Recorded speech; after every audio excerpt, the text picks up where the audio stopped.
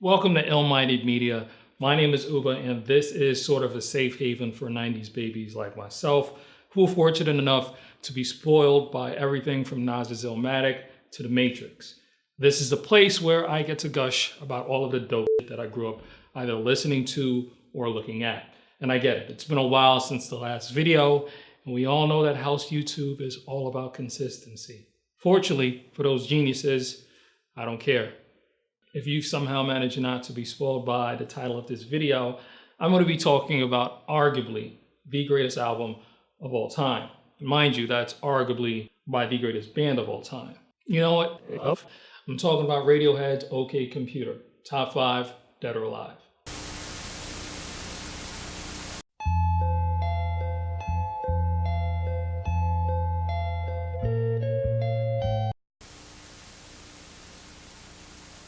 All right, so before we get into OK Computer, a little insight first.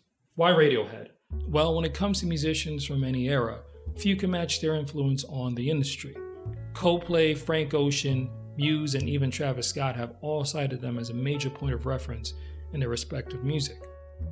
Publications like New Musical Express have even gone so far as to call them the Beatles of the 21st century. Yet and still, their impact goes far beyond their status as godfathers of modern alternative. I believe that the collection of Thom Yorke, Johnny Greenwood, Colin Greenwood, Ed O'Brien, and Philip Selway established their legacy by pushing music forward. Everything from their fusion of electronica and rock to the adoption of the pay-what-you-want pricing strategy should demonstrate their true value. To comprehend the true genius of OK Computer, one must understand the interesting musical landscape of the 1990s. Following a shaky debut with Pablo Honey, the band was suffering from somewhat of an identity crisis. Critics and fans were dismissing efforts like Creep as a pale imitation of Nirvana's grunge sound. You see, by then, rock had become kind of straightforward and cliched. Grunge and Britpop were dominating the radio and charts, leaving little to no room for more progressive acts. And what will become a sign of things to come, Radiohead answered critics with a creative jump forward in the form of their second album, 1995's The Bends. Thanks to what many now call the precursor to OK Computer, rock was finally beginning to move into a more sonically ambitious space. But first, more adversity. So, their sophomore album drops, and that's right, people still didn't understand Radiohead. So, in response, they did what any respectable band would do if their album wasn't a home run. They toured, and toured, and toured some more. While brutal, this extensive run proved to be an enormous blessing in disguise for the band. As one show bled into the next, Thom Yorke began writing about the debasing effects of technology and the displacement he was feeling while living in what he called a non-stop transit.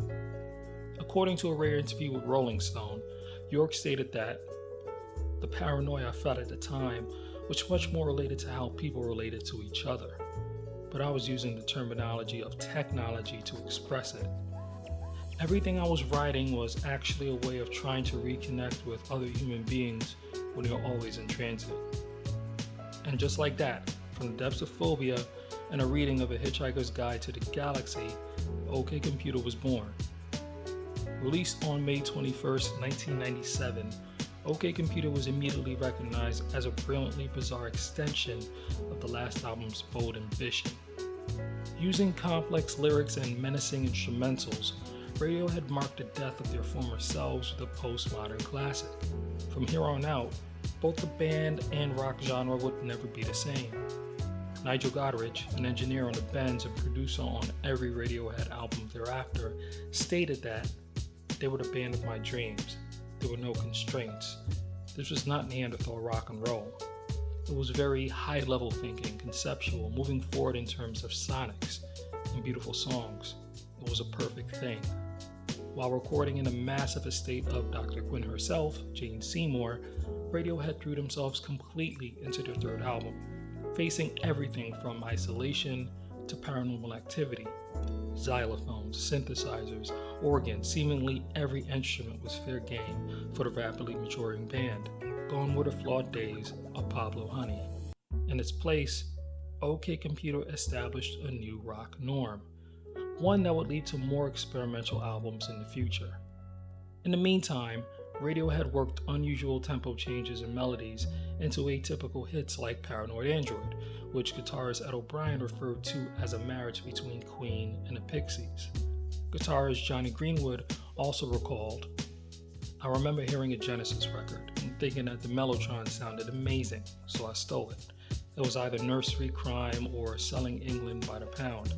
It didn't sound like any other keyboard." Inspired by a car accident from York's past, the album opening Airbag fused traditional rock with DJ Shadow's signature electronica, as well as commentary on the spiritual ramifications of modern transportation.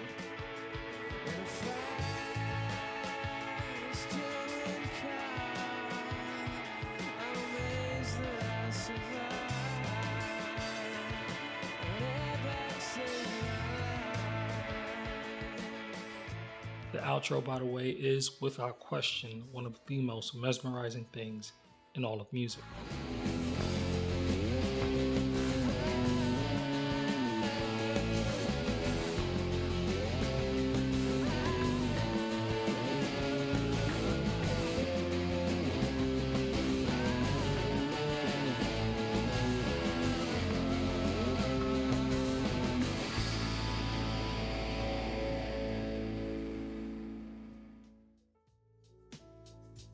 One of the biggest strengths of OK Computer is York's challenging songwriting, which is both soothing and sinister.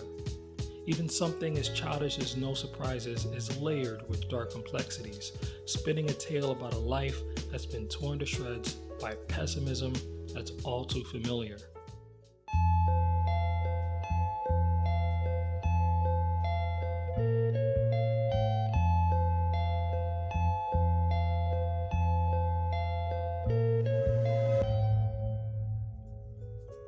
Letdown stands as another impressive juxtaposition, harmonizing several of life's futilities to more beautiful melodies.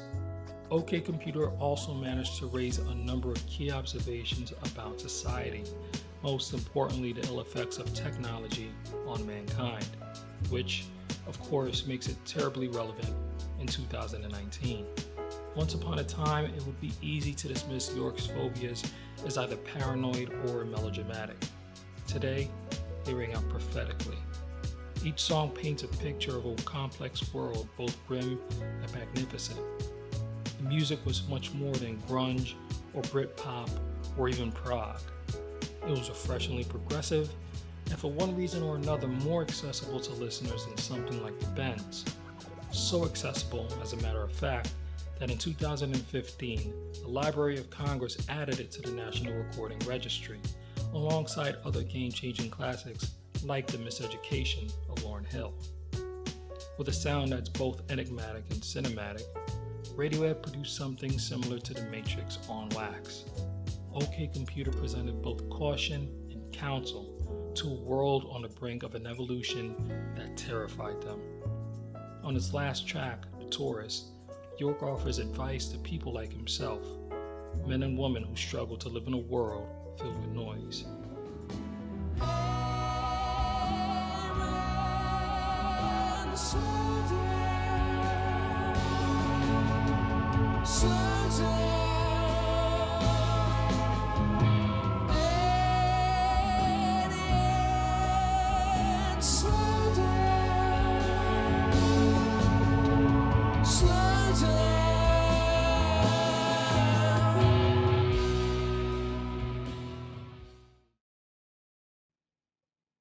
And that's it. Thanks for watching. Hopefully I've done a great job convincing you all that OK Computer is definitely one of the greatest albums of all time.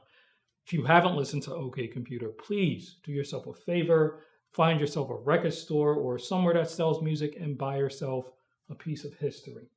And if you appreciate my take on Radiohead, help this channel, help Embolden Media by giving this video a thumbs up, spreading the word, and subscribing to get notified whenever I drop another video. Also, what should I talk about next? Drop down in the comment section below and let me know. Stay tuned and take care.